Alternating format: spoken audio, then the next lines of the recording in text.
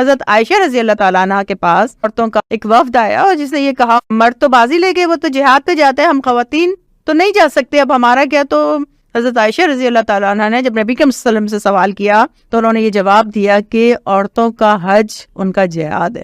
تو اب ایک مجاہدہ کا بھی ٹیگ آپ کا لگ گیا ہے. تو اب آپ حاجی ہو گئے، توری ذمہ داریاں ہیں، آپس اپنے گھروں کو جب آنا ہے تو ہر چیز پہ مقدم اللہ کی رضا ہوگی. صبغۃ اللہ، اللہ کے رنگ میں رنگ جاؤ. اب آپ نے حج کو قبر تک اپنے ساتھ لے جانے کے لیے وہ مغفرت جو آپ اللہ سے طلب کر کے آئے تھے، اس کے ساتھ اب آپ کا سفر شروع ہوتا ہے. اور یہ سفر جب آسان ہو جائے گا جب آپ نے حج کے مناسک کی تمام روح کو، اس کے مقصد کو، اللہ تعالیٰ کی حکمتوں کو کہ وہ کیا سکھا رہا ہے اس کو اچھی طرح اپنے اندر جذب کر لیا، تو پھر انشاءاللہ زندگی کے باقی مراحل بھی آسان ہوتے چلے جائیں گے.